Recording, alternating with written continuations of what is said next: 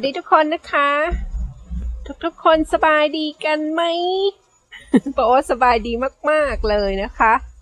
วันนี้นะคะโบ๊ทขอชี้นำก่อนโบ๊ทใช้วิธีใหม่โบ๊ทเอาขาตั้งแบบใช้จับตอนเดินแล้วก็อัดถ่ายวิดีโอเอามาใส่ไมค์นะคะแล้วก็เสียบที่โทรศัพท์มือถือ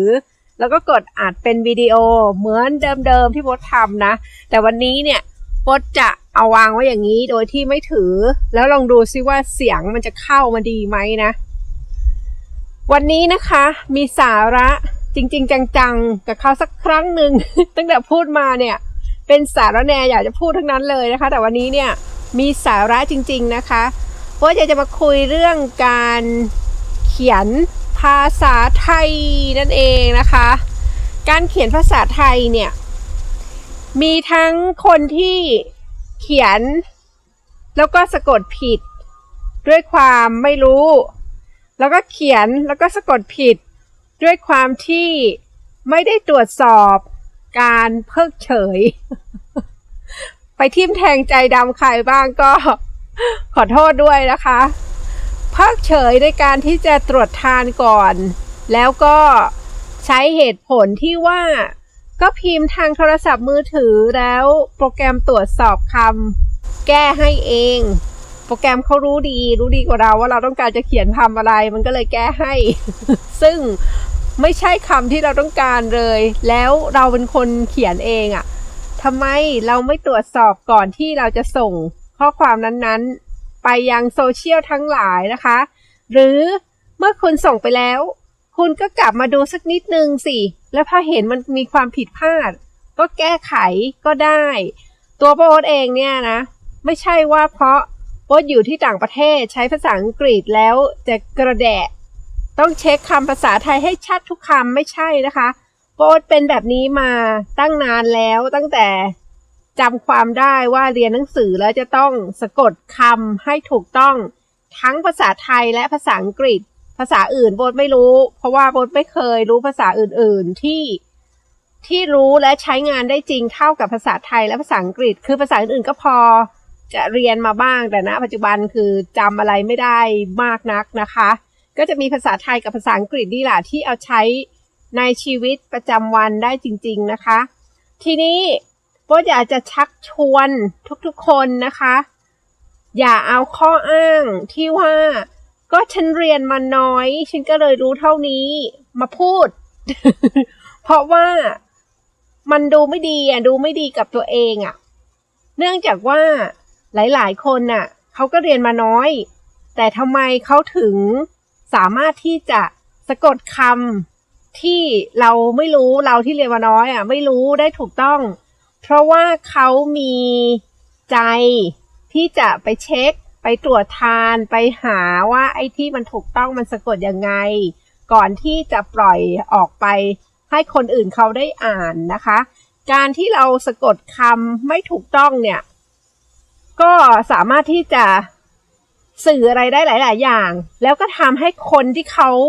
อ่านคำที่เราสะกดผิดคิดอะไรได้หลายๆอย่างถึงตัวเจ้าของคนที่สะกดคำเหมือนกันนะแล้วโดยเฉพาะถ้าเกิดว่าคุณสะกดคำผิดต่อเนื่องกันยาวๆนานนะ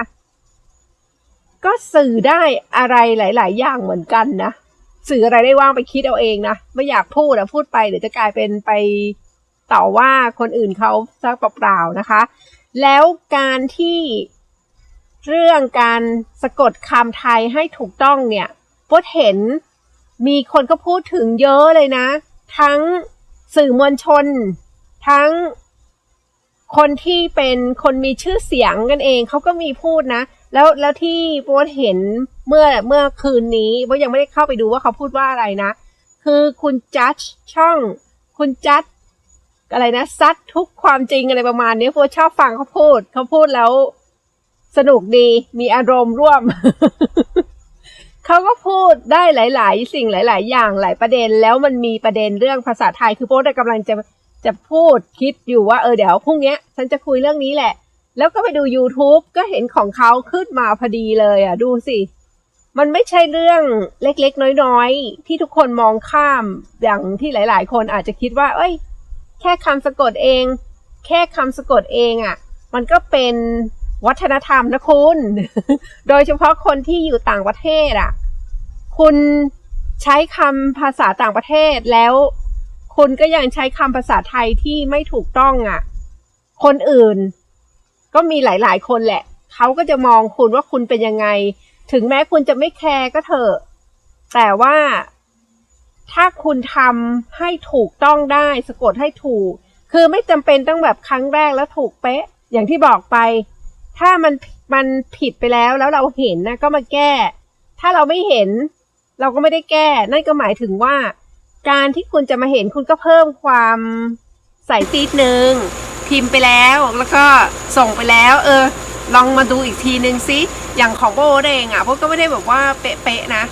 โบมีสิ่งที่โบเขียนเนี่ยออนไลน์อยู่เยอะมากเลยอ่ะแล้วหลายๆเว็บไซต์อ่ะโบก็เข้าไปไม่ได้แล้วเพราะว่าเขาปิดบัญชีโบไปแล้วหรือหลายๆเว็บไซต์โบลืมไปแล้วเงี้ยถ้าเกิดว่าคุณไปเห็นที่โบเขียนอะไรแล้วมันผิดพลาดอ่ะคุณมาแจ้งได้เพราะว่ามันเยอะจนบางครั้งโบก็ลืมว่าโบไปเขียนอะไรไว้ที่ไหนบ้างอย่างเงี้ยมันก็แก้อะไรไปหมดแล้วในบล็อกของโบเองเนี่ยโบก็ไล่แก้อยู่เรื่อยๆก็ยังแก้ไม่หมดสักทีนะถ้าเกิดใครไปเห็นมานะแล้วคุณเอามาแจ้งให้โบได้โบจะขอบพระคุณมากๆนะคะแจ้งมาเลยค่ะถ้าเป็นเว็บที่โบยังล็อกอินเข้าไปได้โบก็จะเข้าไปแล้วแก้ไขนะทั้งภาษาไทยและภาษาอังกฤษนะคะโดยเฉพาะภาษาไทยเช็คกันหน่อยนะคะเช็คกันหน่อยเราจะได้สืบสารโบใช้คำพูดไม่ถูกแล้วตอนนี้โบพูดอะไรได้โบก็จะพูดไป เราจะได้สืบสานวัฒนธรรมการใช้ภาษาอย่างถูกต้องฝรั่งที่เขาเรียนภาษาไทยเขาจะได้ไม่เกิดความสับสนเหมือนกับที่เราเรียนภาษาของเขาเรายังเกิดความสับสนเลยอ่ะแต่ว่าเวลาเราสะกดอ่ะมันไม่ใช่ไม่มีที่ให้คุณไปตรวจสอบไงมันอยู่ที่ว่าจะไปตรวจไหมล่ะหรือว่าเรื่องของฉันนึกว่าสะกดแบบนี้มันถูกแล้วก็แค่นั้นหรือฉันไม่สนใจอ่ะก็ฉันจะสะกดแบบเนี้ยและอีกอันนึงอ่ะเวลาคุณอ่านข้อความของคนอื่นๆหรือคุณไปอ่านหนังสืออ่านอะไรอ่ะคุณอ่านแล้วคุณก็จดจำมันไว้มั่งก็ได้นะว่าคำนี้มันสะกดแบบนี้แล้วเราตัวเองเอามาเขียนอ่ะจะได้สะกดถูกๆนะแล้วก็ขอย้ำนะคะอย่าเอาข้ออ้างว่าเรียนมาน้อยก็เลยสะกดไม่ได้อันนี้ไม่ใช่ข้ออ้างเลยนะเพราะว่าการศึกษาไม่ว่ามันจะสูงจะน้อยอ่ะมันไม่ได้เป็นข้ออ้างว่าก็เลยทำให้เราเขียนและสะกดคำภาษาไทยไม่ถูกไม่ใช่นะคุณสามารถพัฒนาตัวเองได้นะคะคุณสามารถพัฒนาตัวเองได้มันอยู่ที่ว่าคุณจะทำหรือไม่ทำคุณเพิกเฉยไหมอ่ะหรือว่าคุณใส่ใจมันมากน้อยแค่ไหนคือทุกสิ่งอย่างอ่ะที่ทำไปอ่ะที่เขียนไปอ่ะมันสื่อได้ถึงตัวเรานะจริงๆนะคะตัวโบเองเนี่ยก็พยายามเพราะว่ามันก็มีหลุดไปบ้างเล็กๆน้อยๆแต่ส่วนใหญ่แล้วถ้าโบเห็นนะโบจะกลับไปแก้นะคะที่สะกดผิดหรือบางครั้งเนี่ยคือเป็นความมักง่ายของตัวเองบางครั้งคุยขนาดนั้นคุยกับเพื่อนต่อไปก่อนแล้วไปเผอิญมาเจอคำที่มันจะต้องใช้แบบอย่างสมมุติอ่ะโบจะสะกดคำว่ารามเกียรติ์โบก็จำไม่ได้รามเกียรติ์มันสะกดยังไงแล้วโบมักง่ายไงโบไม่เช็คไม่รีบเช็คขอพิมพ์ไปก่อนโบจะวงเล็บไว้ว่าไม่แน่ใจนะคะว่าสะกดถูกไหม